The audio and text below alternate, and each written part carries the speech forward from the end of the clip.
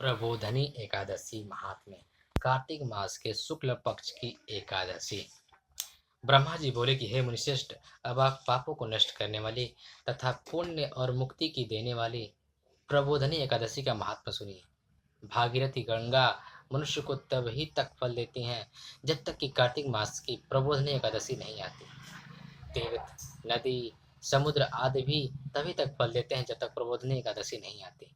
कार्तिक मास के शुक्ल पक्ष की प्रबोधनी एकादशी के व्रत का फल 1 सहस्त्र अश्वमेघ यज्ञ तथा 100 राजस्व यज्ञ के फल के बराबर होता है। नारद जी ने पूछा कि हे पिता, एक संध्या को भोजन करने से रात्रि में भोजन करने तथा पूरे दिन उपवास करने से क्या क्या फल मिलता है, उसे आप समझाइए। ब्रह्मा जी बोले कि हे नारद, एक संध्या को भोजन करने से 2 जन्म के तथा पूरे दिन उपवास करने से 7 जन्म के समस्त पाप नष्ट हो जाते हैं। जिस वस्तु का त्रिलोक में मिलना दुष्प्राप्य है, वह वस्तु प्रबोधनी एकादशी के व्रत से मिल जाती है। प्रबोधनी एकादशी के व्रत के प्रभाव से सुमेर पर्वत के समान महान पाप भी क्षण मात्र में ही नष्ट हो जाते हैं। अनेकों पूर्व जन्म के लिए किए हुए बुरे कर्मों को प्रबोधनी एकादशी का विधिपूर्वक व्रत करते हैं, उन्हें पूर्ण फल प्राप्त होता है। हे मुनिवर, जो मनुष्य श्रद्धा पूर्वक थोड़ा भी पुण्य करते हैं, वह उसका पुण्य पर्वत के समान अटल हो जाता है। जो मनुष्य अपने हृदय के अंदर ही ऐसा ध्यान करते हैं कि प्रबोधनी एकादशी का व्रत करूंगा, उसके 100 जन्म के पाप नष्ट हो जाते हैं। जो मनुष्य प्रबोधनी एकादशी को रात्रि जागरण करते हैं, उनकी बीती हुई तथा आने वाली 10 पीढ़ियां विष्णु लोक में जाकर वास करती हैं और नरक में अनेक दुखों को भोगते हुए पितृ विष्णु लोक में जाकर सुख भोगते हैं। ब्रह्म हत्या आदि महान पाप भी प्रबोधनी एकादशी को रात्रि जागरण करने का फल अवश्य अश्वमेघ आदि यज्ञों के फल से अधिक होता है। समस्त तीर्थों में जाने तथा गौ स्वर्ण भूमि आदि के दान का फल कार्तिक मास की शुक्ल पक्ष की प्रबोधनी एकादशी के रात्रि के जागरण के फल के बराबर होता है। इस संसार में उसी का जीवन सफल है जिसने प्रबोधिनी एकादशी के व्रत के द्वारा अपने कुल को पवित्र किया है। संसार में जितने भी तीर्थ तथा जितने भी तीर्थों की आशा की जा सकती है, वह प्रबोधिनी एकादशी का व्रत करने वाले घर में रहते हैं। मनुष्य को समस्त कर्मों को त्यागते हुए भगवान की प्रसन्नता के लिए कार्तिक मास के प्रबोधिनी एकादशी का व्रत करना चाहिए। जो मनुष्य इस एकादशी के व्रत को करता है, वह धनवान, योगी, तपस्वी तथा इंद्रियों को जीतने वाला होता है, क्योंकि यह एकादशी भगवान विष्णु की अत्यंत प्रिय है। इसके व्रत के प्रभाव से मनुष्य पुनः जन्म नहीं लेता। इस व्रत के प्रभाव से कामिक, वाचिक और मानसिक तीनों प्रकार के पाप नष्ट हो जाते हैं।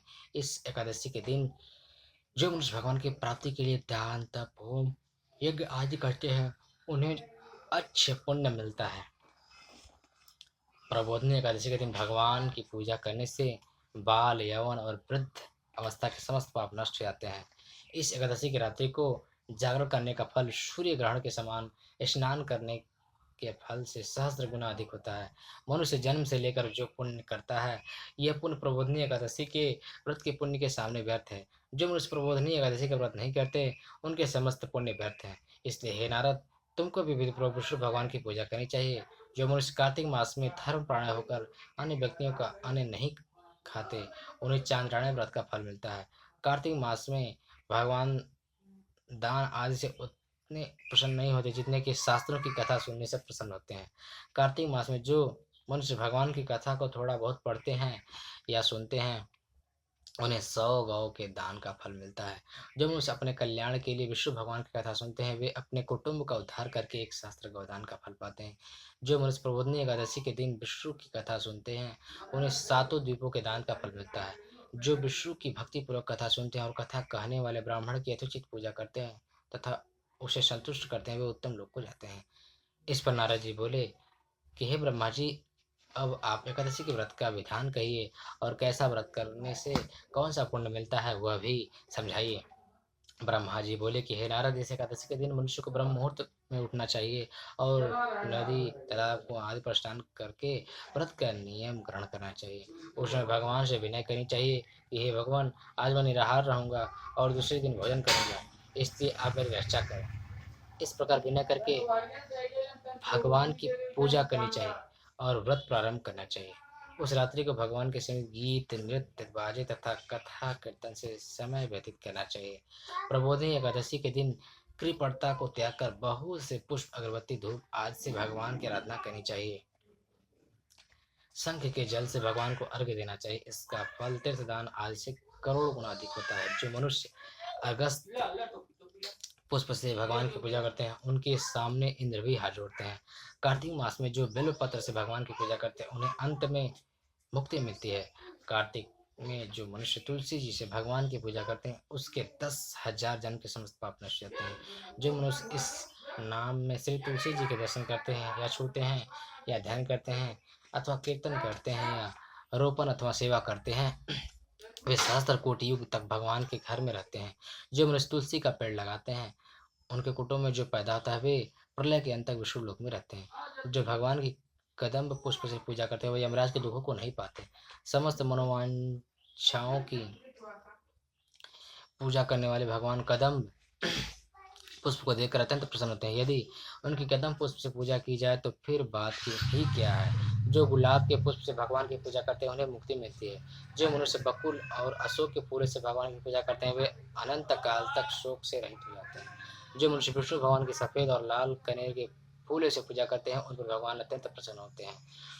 जो मनुष्य विष्णु भगवान की दुर्वा दल से पूजा करते हैं वे पूजा के फल से 100 गुना फल अधिक पाते हैं। जो भगवान की समी पत्र से पूजा करते हैं वे भयानक यमराज के मार्ग को सरलता से पार कर जाते हैं।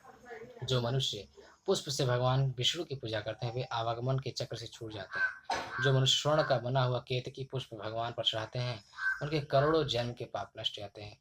जो पीले और रक्त वर्ण कमल के सुगंधित फूलों से भगवान की पूजा करते हैं उन्हें श्वेत दीप में स्थान मिलता है। इस प्रकार रात्रि में भगवान की पूजा करके प्रातः काल शुद्ध जल की नदी में स्नान करना चाहिए। स्नान करने के पश्चात भगवान की प्रार्थना करते हुए घर आकर भगवान की पूजा करनी चाहिए। इसके बाद व्रत के लिए ब्राह्मणों को भोजन कराना चाहिए और दक्षिणा देकर मीठे वाक्यों द्वारा उनको विदा करना चाहिए। इसके उपरांत भोजन गौ और दक्षिणा से गुरु की पूजा करनी चाहिए और ब्राह्मणों को भूरी ऐसी दक्षिणा देकर नियम को छोड़ना चाहिए। ब्राह्मण को रात्रि में भोजन करावे स्वर्ण सहित बैल दान करना चाहिए। जो मनुष्य फल की आशा करते हैं उन्हें फल दान करना चाहिए। तेल की जगह घी और घी की जगह दूध और अन्नों में चावल दान करना चाहिए।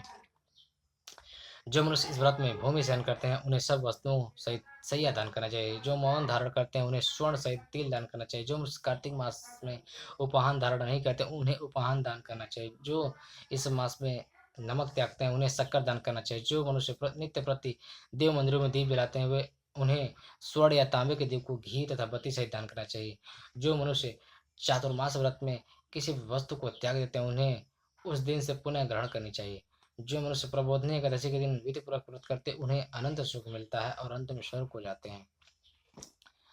जो मानव चातुर्मास व्रत को बिना किसी विघ्न के पूरा कर देते हैं उन्हें दोबारा जन्म नहीं मिलता। जिन मनुष्यों का व्रत खंडित हो जाता है उन्हें दोबारा प्रारंभ कर लेना चाहिए। जो मनुष्य इस एकादशी के महात्म को सुनते व पढ़ते हैं उन्हें अनेक दान का फल मिलता है।